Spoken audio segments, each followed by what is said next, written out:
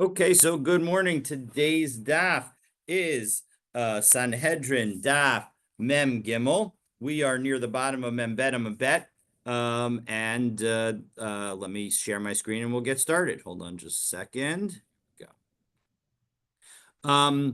So yesterday we began the 6th chapter of Sanhedrin, which has moved us from the litigation to the post-judgment enforcement stage of case management, particularly dealing with a death penalty case where the defendant has been found guilty.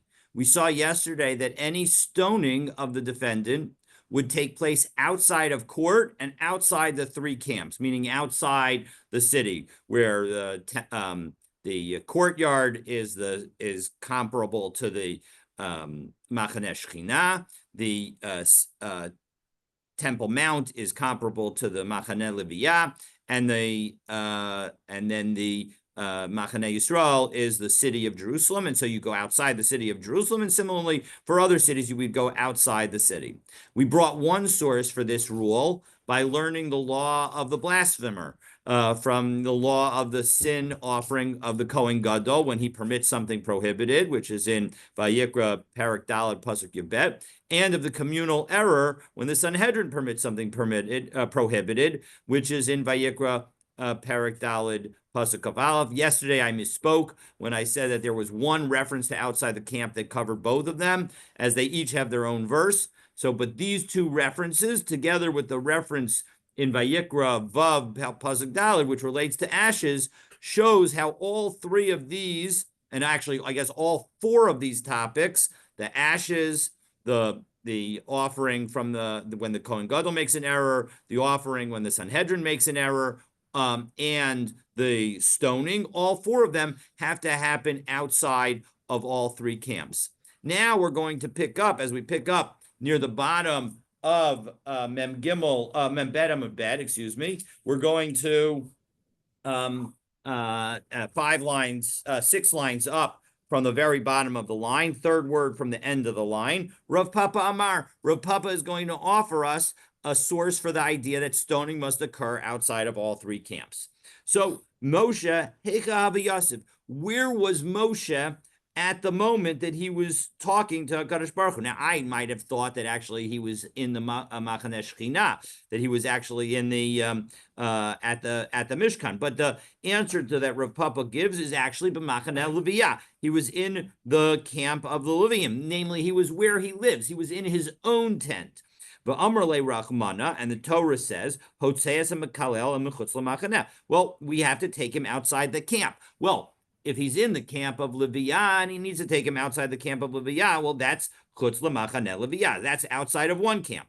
But then it says again, when it comes to the implementation of it, when the Torah tells us what actually happened, it says that the v'yotziu es hamakalel el mechutz l'machaneh, that they, the Jewish people, took the blasphemer outside the camp. Again, this is a story in Parshas Emor in connection with somebody who had a Jewish mother and an Egyptian father, and he was very upset, and he ended up blaspheming. And the Midrash tells us that he was effectively precluded from inheriting any property, and so as a result, he was very upset about that, and so he blasphemes God. So chutz b'Machaneh Yisrael. So that second reference to taking him outside the camp, that shows that we go outside the Israelite camp. So now we're done with all the camps, and that shows us the same concept, but in a different way. So Haimi Ba'ile Asiyah. But that second verse that we just quoted, that's the verse in Vayikra Kaf Daled Parak Kaf Gimel. That verse is telling us what actually happened. So don't we need that verse to tell us that they took the guy out of the camp? No, Asiya Behad Yiksiva. No, we already have it in that same verse. It specifically says, Uvnei Yisrael asu kasher tziva Hashem es Moshe, that the Jewish people did everything that Hashem commanded Moshe. So as a result, we would know just from those words that they must have taken the guy out of the camp. So as a result, when it says the second time that he took him out of the camp, that shows that it's an extra reference, and therefore it must be the outside the third camp. Elamayata the Yirgamuoso Aven Mayavdila. But one second, if you're telling me that the verse where the Torah tells us that they did everything as God commanded Moshe, that any details in that verse are extra. Well, one of the details in that verse, again, that verse reads, "Vayidaber Moshe el bnei Yisrael vayotziu es hamakalel el michutz lamachaneh." Right, Moshe spoke to the children of Israel, and they took the one who blasphemed outside the camp outside the camp.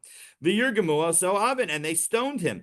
Uvnei Yisrael asu kasher tziva Hashem es Moshe, and then it says, and the Jewish people did what God commanded to Moshe. So why also give me the detail about the fact that they stoned him? Isn't that obvious from the fact that they said that they did everything that they were supposed to? So, well, we have a brisa that actually uses these words and shows that, you know what, they are in fact extra, and that's why they're extra. But Yirmer Gemuo, so Aven, right? It says that they stoned him with a stone. Oh, so below because so that tells us that they stoned him directly on his physical body. That means that he wasn't wearing any clothing, because otherwise his clothing itself would be stoned.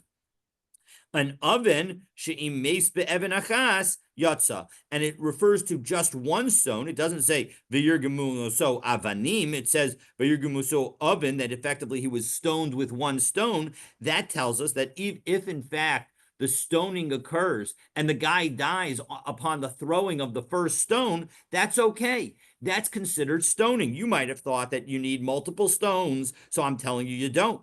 And you know what? We actually need this verse to tell us that one stone is sufficient. And there's another verse. The other verse is in Parsha Shlach, in connection with the story of the Mekoshesh Eitzim, the one who gathered the wood. That's Bamidbar Parak Tas Vav, Pasuk Sukim Lamed Hey and Lamed Vav, where it's there. It says Avanim. It specifically uses the plural form of the word stones. So why is that? Why do we need that? And again, it says Vayomer Hashem al Moshe Mos Yumas Haish Ragom Oso Ba'avanim, right? Ba'avanim is plural. Kol Ha'ida Michutz Lamachaneh, that the entire community should stone him outside the camp. So de'ikas of Rachmana Avim, because if the Torah had just wrote one stone, haba mina hechadolo meis bechada lo naisi achriti mikatle. If it just said one stone, I might have thought that the whole idea of stoning is that first stone, and that we throw that first stone at the guy, and if he dies, great, that was what we were trying to do. And if he doesn't die, well, that guy's pretty lucky. No. Because the Torah says one stone, maybe that's it. He's done, and he gets away, and he would be a lucky guy. But that's why in the Torah also says stones plural. So lo naisi achrisim kadlei kasav rachmana avanim. So therefore, the Torah says avanim plural to tell us that no, we're going to keep stoning the guy until he dies. The ikas of Rachmana Avanim, and if, as we already saw, the Torah only said stones plural, Hava Aminim Ikara Naisi Tarte, we would have to bring multiple stones and throw multiple stones at him. So Kasav Rachmana Oven, and so therefore the Torah says no. At first, we throw one humongous boulder on him, and then we'll worry about additional stones. So yeah, it is kind of gruesome, and that's why it's the most awful of, according to the Rabbanan, the most awful of the death penalty cases. No, question? On the throat is worse, I think. Yeah, I hear you. Yeah, please, Charlie, go ahead.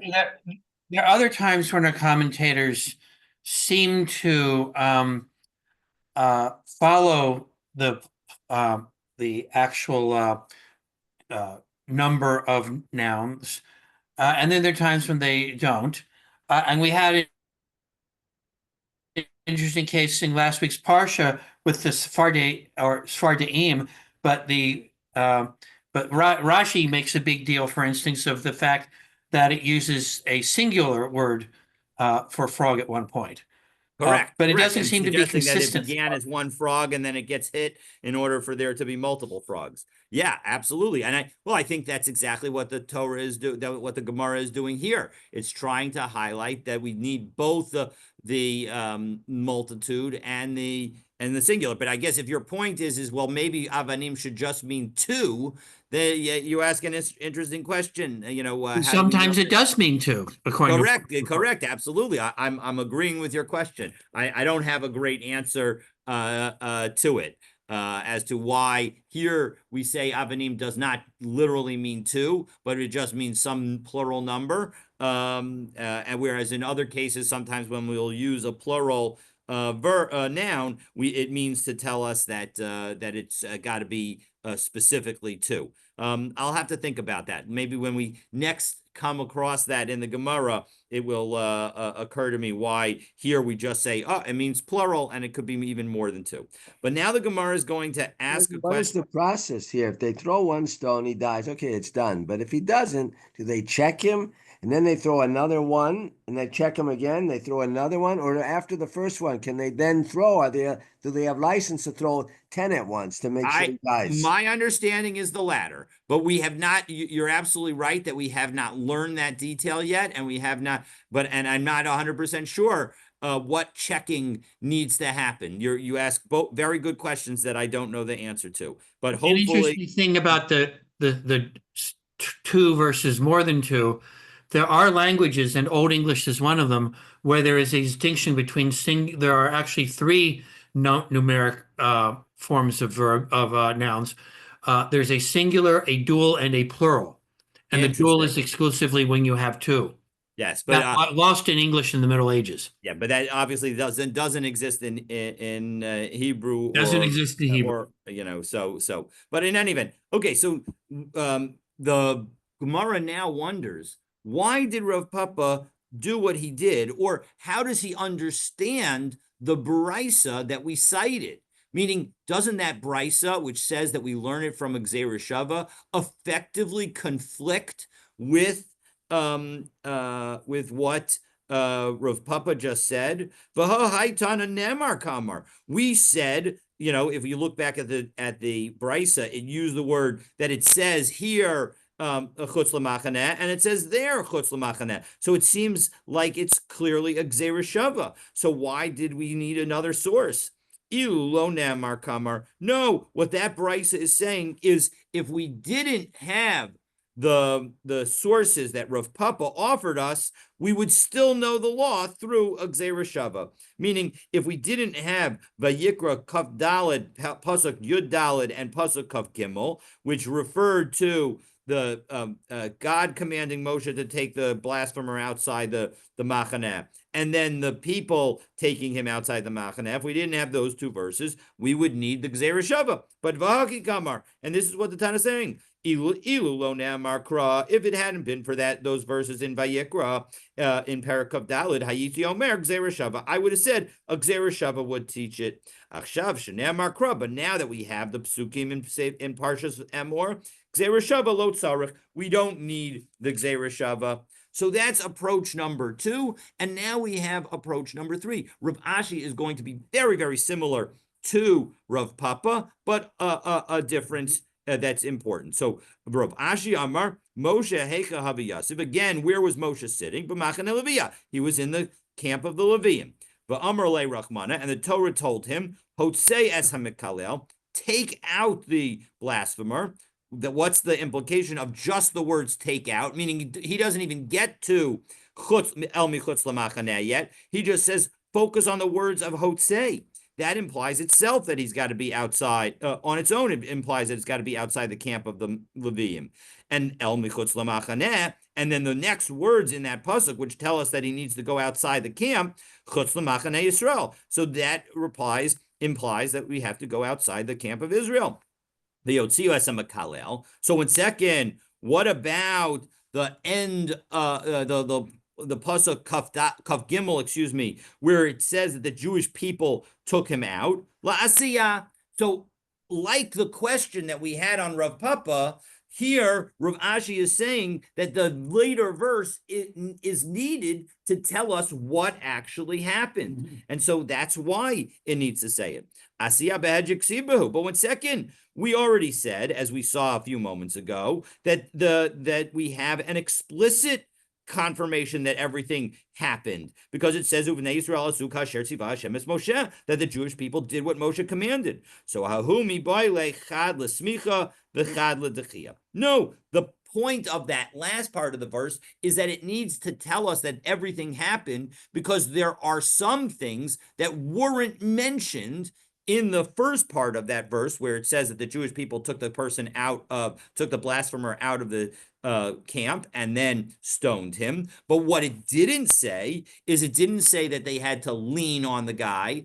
And in fact, that was referenced in Parshas Emor, and it didn't say that they have to push him off a high place. That isn't mentioned in Parshas Emor, but it is mentioned in connection with the potential punishment of skila associated with climbing Har Sinai at Har Sinai. That the Torah says that no one should be on the mountain until God does the blast, and then Moshe is going to go up the mountain to get the Torah. And so as a result, there it specifically says Yaro Yiyareh, that he gets pushed. Rashi goes through the psukim in particular, and we have to push the guy off a high place. And that is something that we will see as we go forward. So Amru le Rabbanan le Rav Ashi ledida kol hani hotzi l'ksive befarim hanisrafim my darashta bahu. But one second, it uses the word hotzi also in connection with the bulls that are burned, meaning both the bull for the when the Kohen Gadol makes a mistake, and the bull when the Sanhedrin makes a mistake. Those also use the word hotzi. So Kasha, you know what? That is going to be a little bit difficult as to why it is that what it is that we would learn from those words. But nonetheless, Rav Ashi sticks with his approach and says that we can figure out that it must be outside of all three camps based on the concept of Hotzias HaMakalel and El Michutz L'Machaneh being two separate removals, taking you one from outside the Levium camp to into the Yisrael camp, and then outside the Yisrael camp to outside of all the entire camp, and therefore outside the city in modern parlance. Okay, so now we mentioned in the Mishnah that one person stands at the door of the court with a flag in his hand to stop the execution if an argument is made to save the convict. Namely, the flag will notify the horseman, and the horseman will then run to the location of the penalty in order to stop the implementation, stop the execution. So who pays for that flag? That's what the Gemara is going to now discuss. Echad Omed. So we said somebody's going to stand. Amar Rav Huna, Pshitali. It's obvious to me, Echad Evan Sheniska, when it comes to the stone that the person is going to get stoned with. The Echad Eitz Shenitlabo, or when it comes to the tree that the person is going to get hung from, because after the person is killed, we hang the body and then immediately take the body down. The Echad Sayif Sheneragbo, or when it comes to the sword that we use to kill the person, and similarly the scarf that we use to strangle a person who's subject to the death penalty by strangulation. Kulan Michel Tzibor. It's clear that all of these must be coming from communal funds. My timer, what's the reason? Because we're not going to tell the guy, listen, you pay for the method for us to go and kill you. And so as a result, so by Rav Huna, so Rav Huna continues, but when it comes to the flag that we would wave, the sus shiratz the uma'amidan, and the horse that we would get to run in order to notify them that they should stop the execution, Mishal Mihu, who has to pay for those? So Kavan Dahatsala Didei Mididehu, do we say that because they help the guy get saved that he should have to pay for them? Oh, Dilma, Kavan de Dina, Mechayvin, Lemevad, Bal Hatsala, or do we say, no, look, the Beis Din has an obligation to try to save the guy, and so Mididhu, and so as a result, the Beis Din has to provide those funds. So we're going to now ask a very similar question and use that as the basis to answer both these questions. Visu. Moreover, we have another question that's very similar. Hadam Rav Chia bar Ashi Amar Rav Chisda was said in the name of Rav Chisda Yotzi lahareg that when we're going out to execute mashkinoso koret shel lavona bechos shel yayin, that we give the guy a drink that it has some frankincense mixed with wine. Basically, we get him a little bit drunk because it is easier for him to go through the experience in that way. Kadesha to tarif daito, in order to dull his senses. Shenemar tenu shechar laoved v'yayin lemare nafesh. That the Mishlei Perek Lamed Aleph Pasuk Vav says that you give intoxicating drink, you give alcohol to the one who is lost, and wine to the one who is embittered, has an embittered soul. So that suggests that who is such a person? That such a person is the person who's been sentenced to death. Vitanya, and we actually have a brisa that says where the funds would come for this. Nashim yakara shibrushalayim hayumis nadvos umeviosotan. That actually the women of the wonderful women of Yerushalayim would actually donate this because they were concerned about the well-being of those who were sentenced to death. So lois nadvu nashim ikaros. What happens if the women didn't? So Michel me, who would actually pay for it? Well, if we take a look at that pasuk in Mishlei, havadai mistabra Michel tzibur, it seems clear that it would be the community that would pay for it. Kevan diksiv tenu, because if we look back at that pasuk in Mishlei, it says tenu shechar. You should give plural. They would give. So as a result, medidahu, the implication is from the public. And so as a result, that's why we would say that would actually be for the public. And similarly, the horse and the handkerchief / flag, that would also come from the public. Now, we noted that people are given a chance to speak up with arguments. So the Gemara asks about a case where that happens, but the person never gets his words out.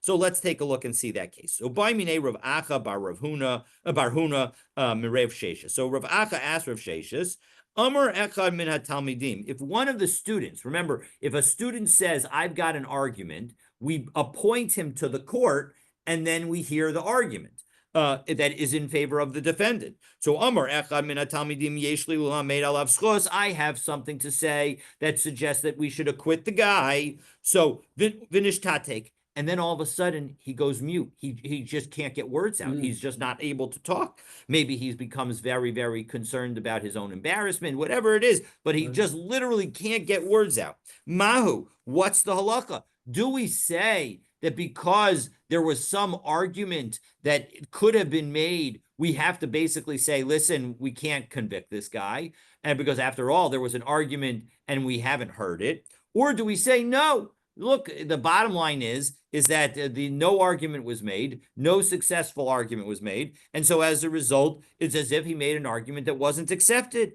So Menapach, Rav Sheshes biyadei, Rav Sheshes blew on his hand in response. Nishtatek, look, if the person became mute, afilu echa b'sov ha'olam nami. If you're worried about some argument that we didn't hear, well, then shouldn't we worry that maybe somebody at the other end of the world has an argument that we're not going to hear? We should worry about every case, and therefore we should never basically convict anyone. No, so the Gemara says that Rav Sheshes, your answer isn't actually so good. Chasam lo kamar. In the case where there's somebody at the end of the world that we're thinking about a theoretical possibility, nobody's actually said that they have an argument to acquit. But hacha kamar. But here we have somebody who has actually tried to acquit. So our question still stands. So therefore we try again. Tashma. Come in here, listen to Brisa, that's maybe it will answer our question. That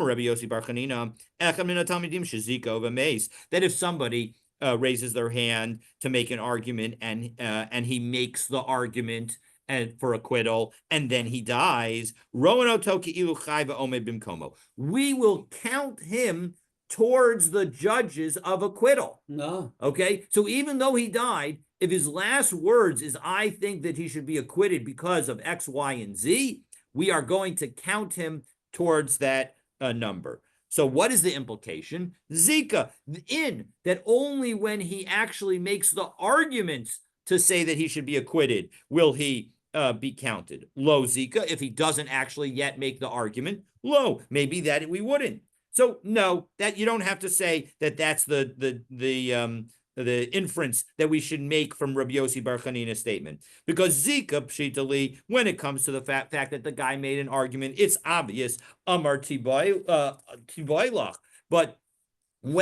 But if it's just Amar, but if all you have is the statement, I have something to say, but you haven't actually made the argument, Tibaylach, then it could still be a question. And Rashi explains that the story is, you know what, let's take a look at that Rashi, Tibaylach. It is the Rashi right opposite Likutei Rashi on the right-hand side of the page. Tibaylach, mi Amar Zika Dafka, Dilma Rabbi Yossi Orcha Demilsaka Amar. How do you know that when Rabbi Yossi said that we're talking about a situation where a student raises his hand and says, I have an argument, and here's the argument, that we're dealing with a specifically case where he makes the argument? Maybe that's just the ordinary case, and it's not, and he wasn't trying to tell us some kind of inference. She'ein derech l'talmid lomar yesh li lilmod zchus, because umishtatek, because it is not a regular thing to have a person raise their hand, say that I've got an argument, and then be unable to finish his sentence. V'chein misa, and similarly a case where the guy raises his hand to make the argument and then he drops dead.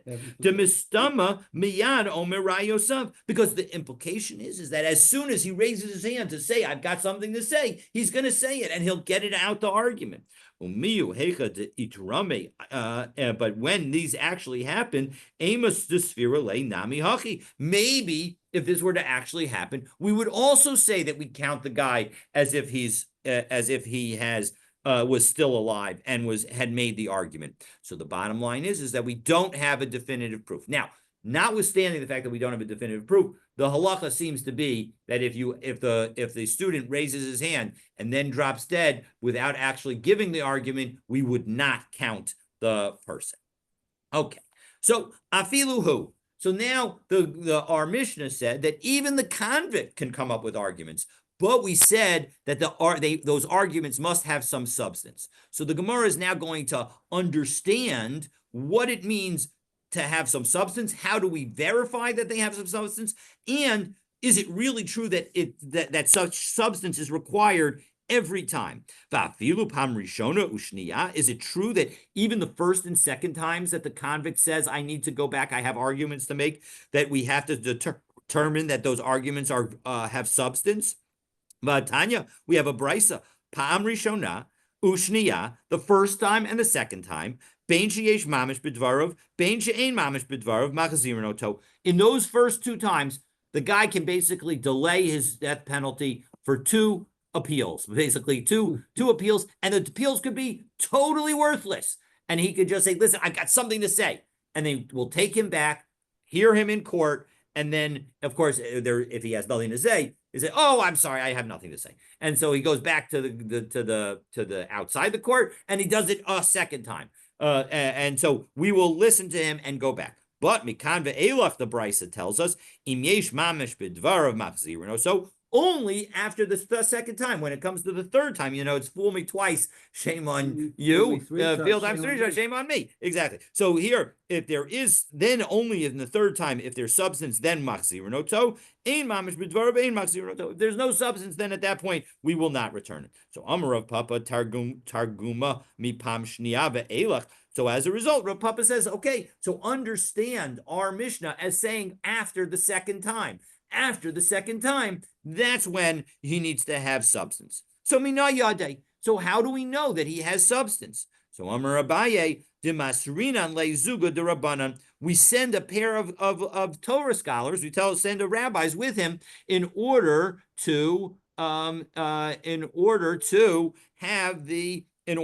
the argument, in order to evaluate his argument. So and Rashi tells us, if we take a look, 1, 2, 3, 4, 5, 6, 7, 8 lines up, Dimasrinan le mipam shniya ve'elach. After the second time that he's come back, then we'll shnei talmidim chachamim leilechimo. That's when we'll send the two rabbis with him. Okay, so the first 2 times, because it doesn't make a difference whether he has a good case or not, we will allow him to come back no matter what, and we don't need any rabbis there to evaluate the case. But after from the 3rd time on, we're going to have the rabbis there. So why not in ilolo? And then they'll say whether or not he's got any substance, and then they'll decide whether or not to bring him back. Why go through this whole process of these first 2 times? Why not just send the rabbis with him from the very beginning and evaluate whether he's got a good argument from the first time? So agav devois lo matzi amar kol mai deisle, because we're worried if in fact you put everything on the first time and say he's got to make a really good argument. Here he's literally on at the gallows. He's on the platform to be thrown off in order to be stoned. And now we're going to say that he's got to put good words in his mouth. It's impossible. And so as a result, we say for the first 2 times, you know what? We're going to give him the time between going from the place back to court, and we'll allow him that time to pull his thoughts together, and we'll even do it a second time, because we really don't want to kill anyone who was innocent. And so that is the case, and so as a result, we'll bring him back to allow him time to get his words together. Okay, so the next Mishnah. Now, a question. Now, please. When we talked about the mute person, the person died, is the Gemara Dafka talking, implying this is a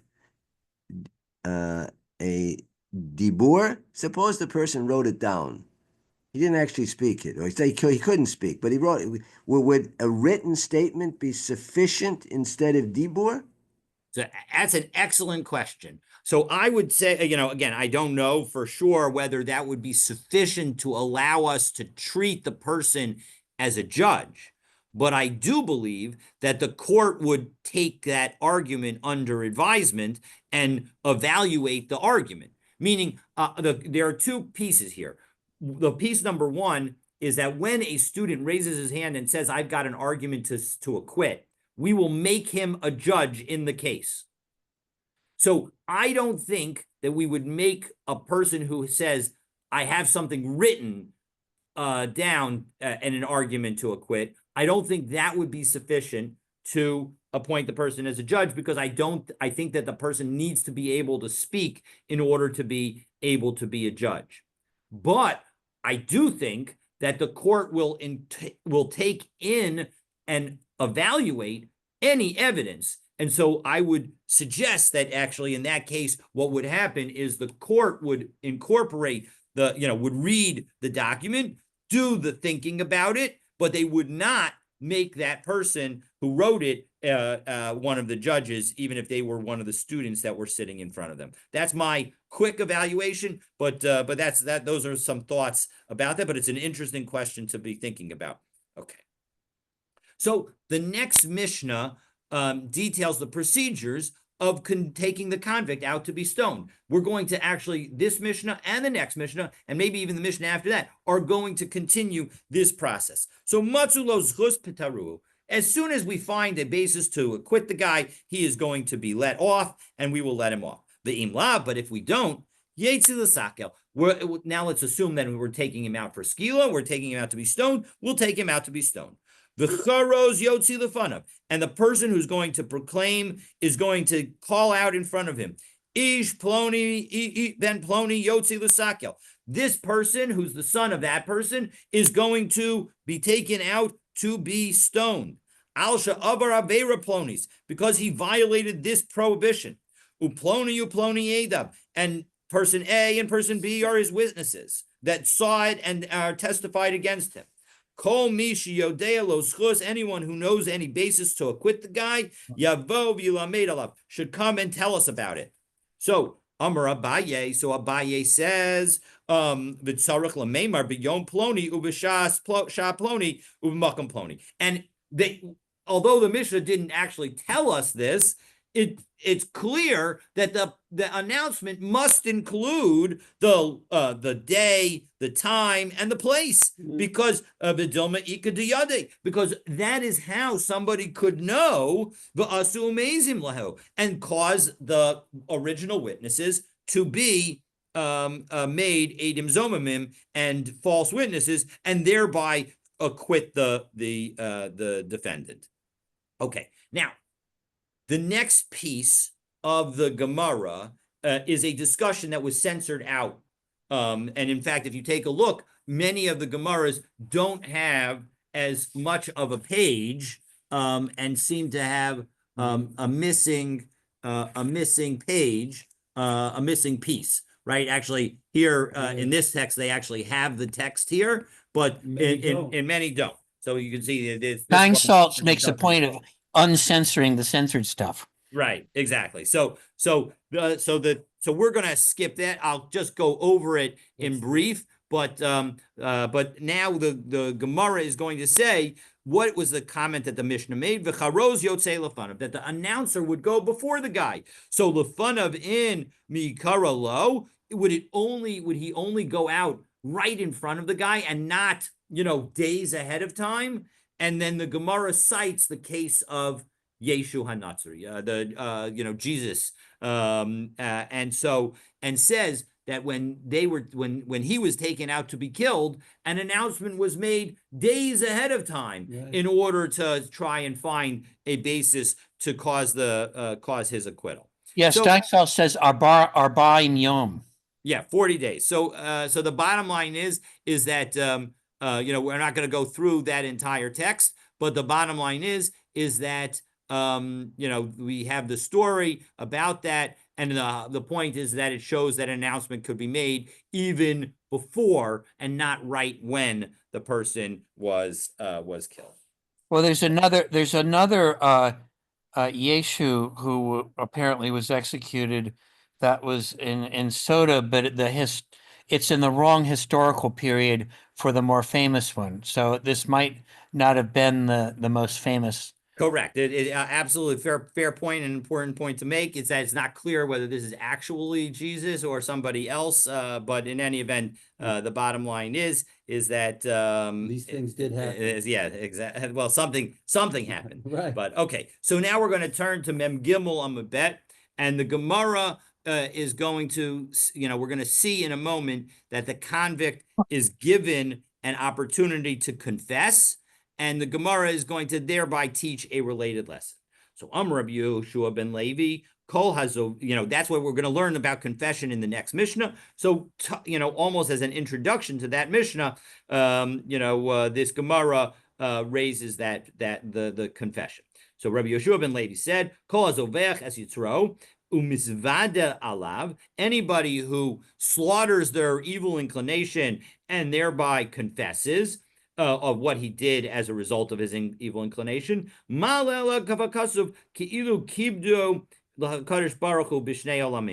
as if we're going to treat him as if he's honored God both in this world and the world to come.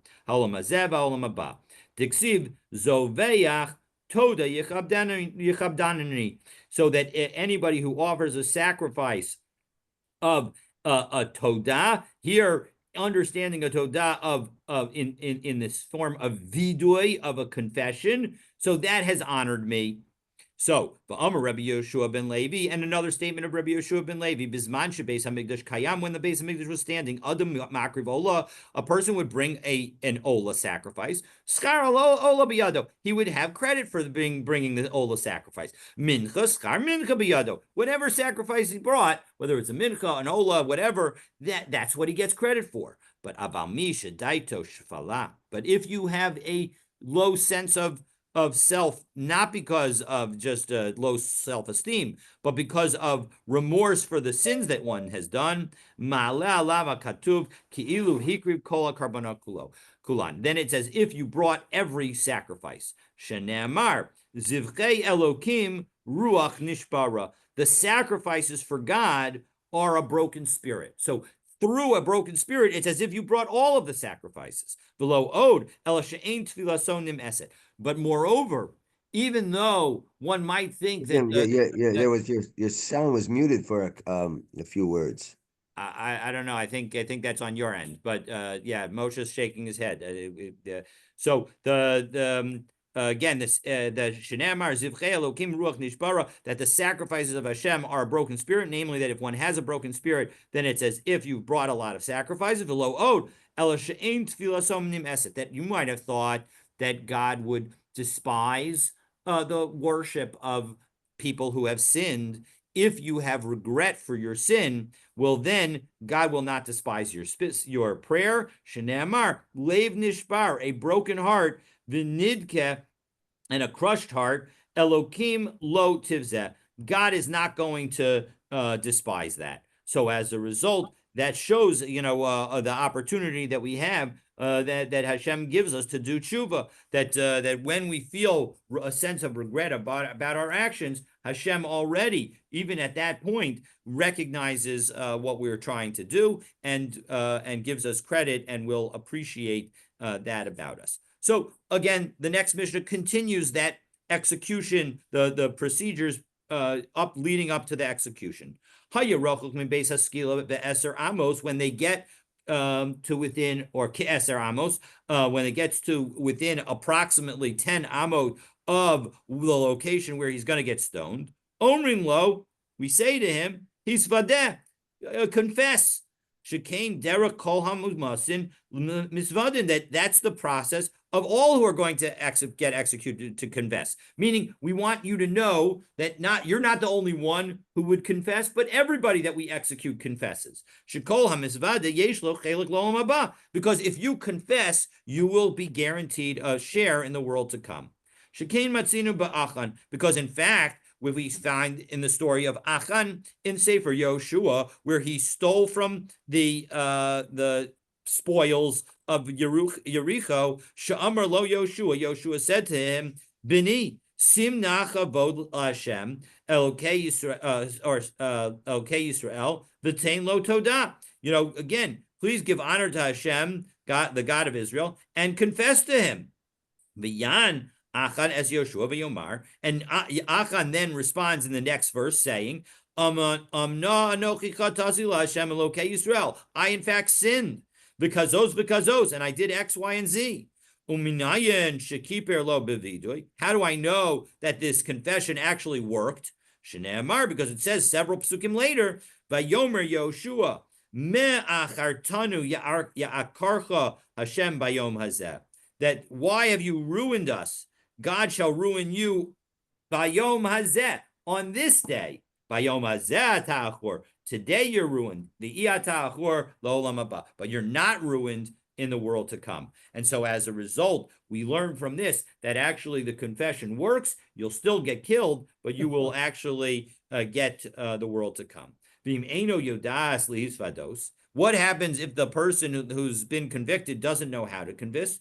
Omrimlo, we tell him, and more, just say the following: Tehei mitasi kapara al kol avonosai. My death should be a atonement for all my sins. Rabbi Yehuda says, Im if he knows that he never did this, and he is in fact the victim of Edom Zomamin, of plotting witnesses, Omer tehei mitasi kapara al kol avonosai. He should say that my sins should be, this death should be atonement for all my sins, chutz mi'avon zeh, except for this sin.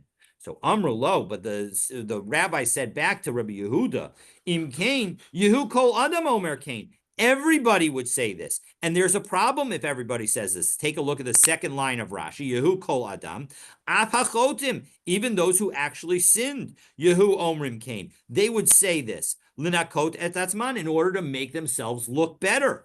Min habriot, from what everybody thinks about them. And what would happen? V'yotziu laz, and rumors would go out al ha'edim v'hadayanim, on the witnesses and on the judges, suggesting that maybe they were false witnesses and false judges. So as a result, that's why we should not allow them to say this. They need to say, they should focus on every sin and not be instructed to exclude this sin.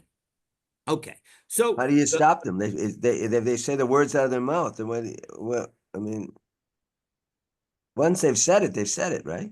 Yeah, 100%. I mean, it's not about stopping them from saying it. It's about not offering this as an option. That's how I understand the debate in our Mishnah. The Rebbe Yehuda would say that when we come to instruct, we would offer this as an option. And the Chachamim are saying, no, you can't offer that as an option, because if you offer that as an option, everybody's going to take it. So we would not offer that as the option. I understand that, but a person can blurt it out himself. Yes, if the person blurts it out himself, there's nothing we can do about it. 100%.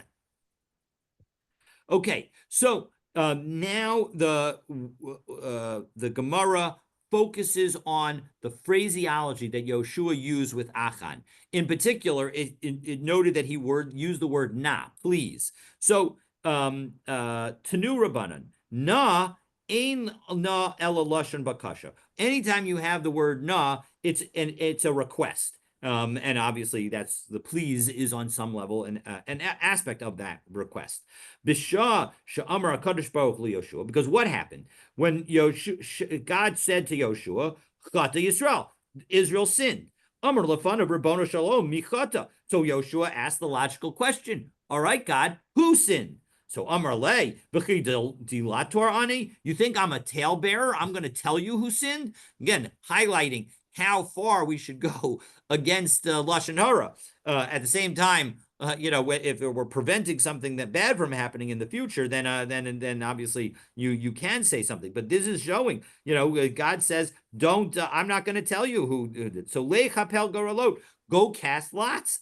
So Yoshua cast lots. V'nafal goral al Achan. So the lot fell on Achan. Amarlo. Achan said back to Yoshua, Yoshua, you're going to come to me with the basis of a lottery? You are the two great, you and Elazar are the greatest of this generation. If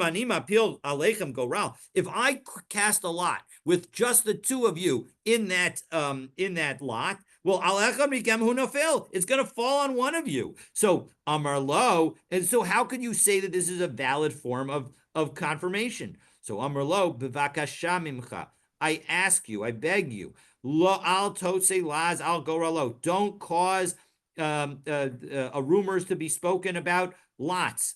Sha'asida Eretz Yisrael shetiskalek b'goral, because in the end we're going to divide Eretz Yisrael through lots. Shenemar ach begoral yichalek es haaretz, because that's going to be divided through lots. So tain todah. So please give a confession. So that's the reason Yoshua was asking so politely and begging and pleading with Achan, because he didn't want Achan to undermine the validity of the lots. And instead, obviously, in the end, Achan confirms the validity. Amravina shechore shachadei b'milei, that actually Yoshua was effectively trying to bribe Achan with words. Klum nevakesh mimcha elahoda, suggesting that all I'm looking for you is an admission, meaning that tain lo toda v'hipater, that if you give a confession, you will become exonerated. You won't be subject to the death penalty. Miyad, and that's why Achan said immediately, V'yad Achan es Yoshua v'yomar, Amna anochi chatasi l'Hashem Elokei Yisrael v'kazos asisi. That's why Achan immediately takes advantage of it, thinking that he's going to be saved. So Amar Rav Asi, Amar Rabbi Chanina, Milamid Shemal Achan b'shlosha charamim. If you take a look at his words by saying chazos v'chazos asisi, that I did this and I did this, shnayim b'mei Moshe ve'echa b'mei Yoshua. That actually he did 3 sins. He did 2 in the days of Yoshua, in Moshe, and 1 in the day of Yoshua. Shene'amar kazos v'kazos asisi. Kazos is 1, ve is 2, kazos is 3. Asisi, that's what I've done. So it's 3 sins. Rabbi Yochanan Amar Mishum Rabbi Elazar Rabbi Shimon Chamisha. No, he did 5 sins. Arba b'mei Moshe ve'echa b'mei Yoshua. 4 in the days of Moshe and 1 in the day of Yoshua. Shneamar Anochi Chatasi v'chazos v'chazos asisi. I've sinned. The is 1. Kazos is 2. The is 3. Kazos is 4. And Chatasi is 5. I should have started with Chatasi.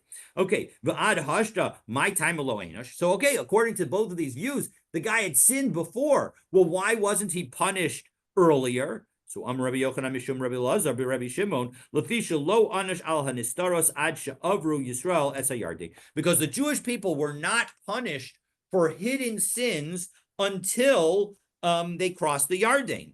Ketanai. But this is actually a machlokas tanaim, that whether or not the Jewish people are punished for hidden sins that they don't know about. Hanistaros la'Hashem Elokeinu v'niglos lanu v'neinu ad olam. That it says at the end of Sefer Dvarim that the hidden sins are for Hashem to take care of, but the revealed sins are for us and our children forever. So lama nakud al lanu uvanenu val ayin shiba'ad. Why are there dots on the words lanu uvanenu and the ayin of ad? Melamed shelo anash al hanistaros ad she'avru Yisrael es hayarden. It teaches us that they weren't punished for the hidden sins until they crossed the Yarden. Divrei Rabbi Yehuda. That's what Rabbi Yehuda says, and that is the consistent with the position of Rabbi Yochanan that said they weren't punished until they crossed the Yarden.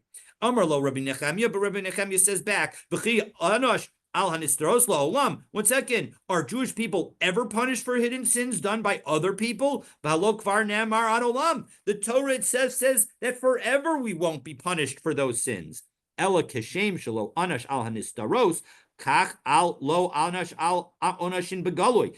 No, the point is just as we are never going to be punished for hidden sins, so too we were not punished for public transgressions. Ad she'avru Yisrael es hayarden, for individual public transgressions until we cross the Yarden. Once we cross the Yarden, there's a sense of communal responsibility. So, and that therefore, that's why we would be punished once we cross the Yarden. If somebody else does a sin publicly, we would be punished if we don't correct them. So Ella Achan my time Ianush. Well, in that case, why was Achan punished? After all, he did something that at least at the moment appears to have been private, namely taking spoils from property that he wasn't allowed to take. So Mishum Dahavi Yade Be Ishto Uvanav. No, it's because his family all knew what he did. And so as a result, they had a responsibility to tell him that he was doing the wrong thing and to correct him. And the failure of the family not to do that was why the Jewish people as a whole were punished. Okay, so that, I'm sorry for not scrolling. Let me scroll that little bit. So it wasn't hidden then. It was not completely hidden. It was not completely hidden. Exactly. His That's family knew according about to Rabbi Nechemia, it was not a completely hidden sin. And in fact, the Jewish people are not punished for hidden sins done by other people. So the Gemara is not yet finished with the discussion of Achan sin, but for that discussion, please stay tuned to tomorrow's There daf. you go. Have a wonderful, wonderful day. A reminder. Tomorrow's daf is Zoom only. Gotcha. Zoom only. I have a dentist appointment. We will be finishing at 8:25. Period. Wherever we get to, and I'll catch up on Friday. There you go. I also have a dentist appointment and that works very well for me. Thank you. Awesome. Sounds great. Have a great day, everybody. You Be too. well. Thank you, Rabbi.